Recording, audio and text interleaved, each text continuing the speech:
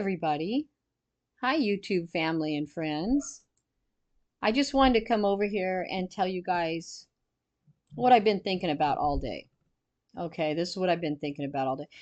I think every one of us get up in the morning with the renewed hope that she is going to be found and everything was just a bad dream and we're right back on track and the family's happy and oh my goodness. Then you get to spend the rest of your day trying to figure out what happened. But this is what I think could have happened. Okay? It's a theory, a scenario. But Donald here, Mr. Donald Wells, has made a lot of powerful enemies. And they start way back in his family. I mean, the family starts way back with the um, anger with Donald Wells. You guys know all about it. You know everything that's in his background. Um, his sister, uh, you know, his family, they really, really have said some very bad things about him. Okay. So he's made a lot of enemies there. They weren't liking how he was raising his kids. I'm talking about the first ones. The first ones. Okay. His family talked some really bad stuff about how he was raising those first kids. Okay. From the time that they were pretty small, they're saying that he did some pretty nasty stuff to them. Like the spanking thing, the other things like that, just on and on. They've got a lot to say about him. He's picked up some enemies here, this guy. But what I'm noticing is if this was a stranger abduction, you've got to know this family inside and out. Otherwise, you are not getting near this kid. You're not. You better know this family inside and out if it's a stranger abduction. And there's no possible way anybody could have done that. To me, how are they going to navigate their way around this house? For one, it looks like the enchanted forest, I'll give you that much, but that's very hard to get around in. That's the first thing that kind of puts me off on that, on the stranger abduction. But when I think back, and I always think back about my own family, my own background, and his background, because they are, a lot alike. They're a lot alike. I know when I was little and I went to church, oh, you are going to listen. You're going to listen what that preacher's saying. Not just because it's a preacher, but I mean my aunts and grandmas and stuff acted like you were listening to God. You're listening to God directly when you listen to this preacher because he is not the connection to God, but boy, he is pretty much right up there with him. So we did. We listened because we were made to listen, right? We were totally made to listen. And then as we grew up, that's where all of our respect went too. Our respect was always with the church, making sure that everything was done right by our religion. Okay? And the thing with Donald that I'm noticing here is every time he gets in trouble or something isn't going his way, he goes with religion. He always goes with religion. I know he's going pretty heavy with it right now because you could tell he's pretty broken. He's in bad shape. And that's why he's going with it pretty heavy right now. But I'm thinking since he runs to that church when he has problems, they were close with him. They're probably close with him now. So here's my theory. I think Donald, which has a lot of enemies already, not liking how the family's looking because they know the background on the other family, they've got to be pretty close to him. And I'm talking about his first family. They know the background about that. They know about the sister. They've formulated a big anger towards him. And they're not liking how he's raising Summer. They're not liking that. And I think he went to the church and confessed. Oh, yeah. I think Donald confessed to somebody because it's a big weight for him. That's a heavy weight for this guy right here to carry. And I think he went to that church and he unloaded that weight on somebody. I'm not sure if the church member themselves, I really don't know I don't know if they would have any involvement in anything, especially to do with Summer. But what I'm saying is, he's told somebody a lot of stuff in his background or about himself. He's done a confession there, I'm sure. I'm sure he has done that, you know. And I think he confessed his sins to the wrong one. Yeah. Wolf in sheep's clothing type thing. Somebody he thought he could really, really trust. He went to them and he laid his burdens down. He sure did. He told them everything. And he probably told them the truth because he trusts them wholly with his whole soul. So I think, and this is just my opinion and my theory, I think Donald here went to the wrong one and spilled everything. Okay? He spilled everything and he started himself a little fire going among a few people. I don't know if it was one, I don't know if there was a lot of them, but boy, were they going, yeah, no, this is not happening again. We got to stop this guy, okay? Because the stuff that he's talking about is definitely against the church, not just against God, but the church doesn't stand behind the stuff he's got in his background either. I'm not saying church members did it. Please, let's not jump off that diving board, because boy, is that a slippery one. What I'm saying is, he confessed to somebody that he thought he could trust with all of it, with all of his secrets. If they didn't know it already, because they're that close to him, he confessed it to somebody. All right? I don't know if he confessed it to, I would speculate, preacher, but it could have been someone else at the church. It could be a friend of his. But he's confessed all of his background to somebody that he trusted that, yeah, was not trustworthy towards him. Like they have decided now that they've heard this, or maybe they knew the stuff in his background. I don't know, but I'm thinking he told somebody and he told it all. I think he told it all. I don't think he held any of it back. And I think whoever he told it to went, yeah, no. So, here's what I think happened. I think when he told them about all the stuff that was going on, they started formulating a plan. I think they started formulating a plan going, we've got to get this little girl away from him. We're going to save her. That's what I think. Because if you look at that church and you look at the people in that church and some of his friends, I'm not sure. But I do know the people in that church loved her. Oh my goodness. Robin treated her like a daughter, like that was her own kid. She did.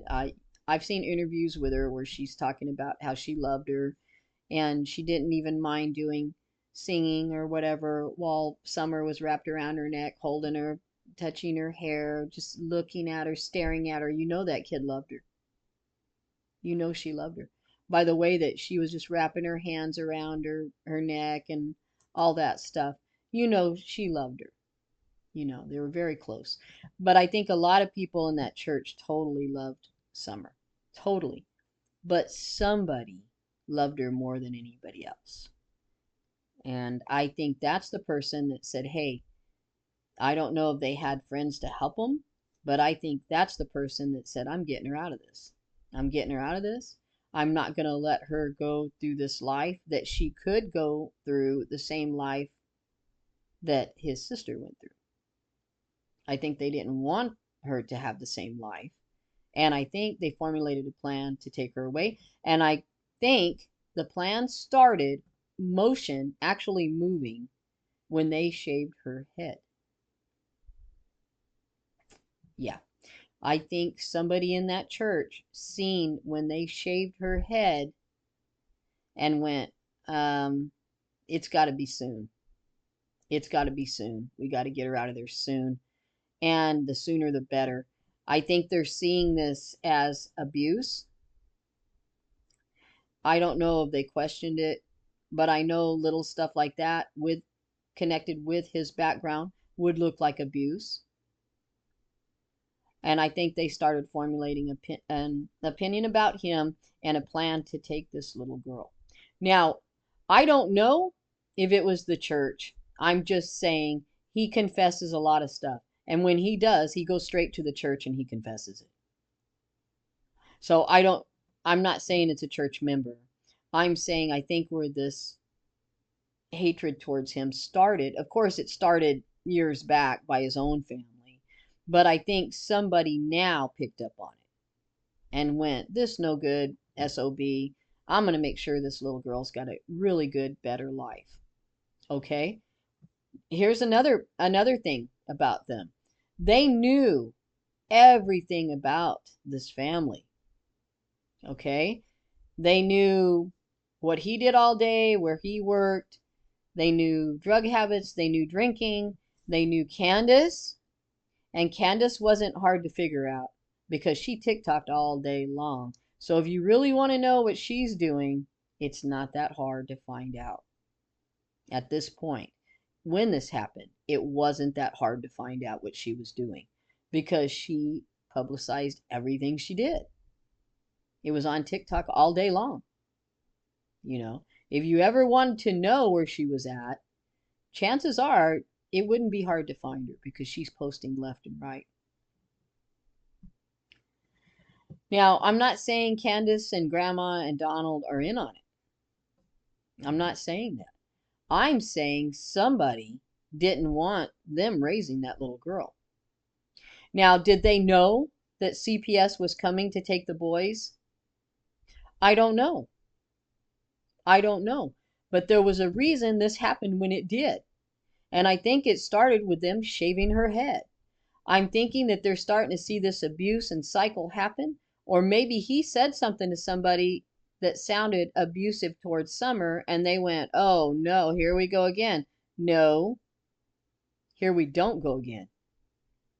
So they got together. I don't know if it's 1, 2, or 3. I am going to speculate 2 or 3. As swiftly as this child was taken, it could have been done by one. One could take her pretty easily and pretty quickly. I think there's more to it than that. I think there's more than one person involved in this. I think 2 or 3 got together and said, let's get her out of this situation. And they're going, heck yeah, we're getting her out. And so I posted a video not too long ago about why is there no TikToks or pictures after Mom and Grandma got home. Well, the point that I was making with that was not nefarious. The point I was making with that was they weren't out there with the kids. Yeah, take that in a minute. They weren't watching these kids. They weren't out there with these kids. I don't know where they were at. They could have been in Grandma's trailer as far as that goes, in the car, and behind the car. I don't know, if they were high or not, but I just don't think they were watching the kids. I don't know what the two of them were doing. I mean, none of us know, but I'm saying they weren't, watching them like a hawk, like Candace is saying. In her statement, she said, "Oh, I took her by the hand. I walked her up to the porch. I walked her inside, and I told the boys to watch her, and all of this." I just don't see that playing out. And the reasoning behind that is there's no TikTok videos, pictures, nothing after they got home. Nothing. That is way out of the norm. You guys know that's out of the norm. Candace posts all day long. And now there's nothing. There's radio silence. And I think what happened was, here it is. I think they got home. I think they started doing stuff. And she wandered off. That Summer wandered off. And I think somebody knew exactly when they were going to be home. I think somebody knew they were home. I think somebody knew Dawn wasn't there. And I think somebody knew where the boys were at. They knew all of this. So when Summer comes either away from the house, behind the house, downstairs, and out that back door, I think they said, come on, here's a little bucket and shovel or something. We're going to go play. We're going to go do something. And her being as outgoing and fun loving and sweet as she is, she would go right with them, especially if she knew them. If she knew them, she's going right with them. I can tell you right now, look at her little outgoing personality. She wasn't one of those that met strangers. I mean, she never met a stranger. She loved everybody. It shows. So it wasn't hard. I think they were already ready. I think they had a vehicle there. And I think maybe the trail stopped because they picked her up and run.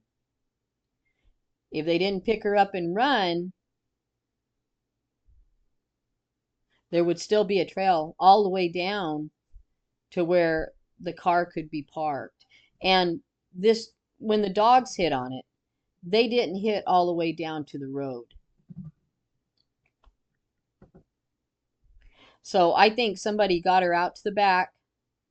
I think she went willingly. I think she knew them and went willingly.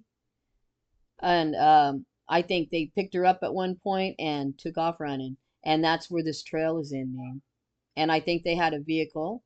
And I think they took her somewhere in this vehicle. And I think that they didn't take her to do bad things to her. I think they took her so she would have a better life. I think this has been brewing. I think it came to a head. And I think it started right here with Donald. And yeah, I think he's broken and perplexed and everything. I think he is. I mean, come on, you can't do anything now. But I think that he might think he knows who did it. And I think he might be right. Yeah, I think he knows who did it. I don't think he knows in his, like into, I know and I'm covering for him. I don't think that. I think he's thought about him or speculated about him, and he was probably right. They probably were the ones, because like I said, this guy's got some powerful enemies. I mean, you can even listen to his own family from a long time ago, and oh my God, they're just going off. So yeah, he's got some powerful enemies going. So this is the theory I'm going with. I think it was an inside job. I'm not saying the church. Please don't go there. I'm not saying that. I'm saying he has talked to the wrong person. I think he confided into somebody, thinking, hey, I can talk to them. I could tell them all the bad stuff ever happened in my background. And not only am I going to be forgiven, but they're probably going to be, yeah, everything's fine. I don't see anything wrong with it. I think it's somebody he talked to that acted like, hey, they didn't see anything wrong with it, what he did. I don't think they ever said, hey, I am totally against what you've done in your background. I don't think they ever did that. I think they actually went along with it and acted like, yeah, it's no big thing. Nobody's even thinking about that now. But I think what he did was he started a fire.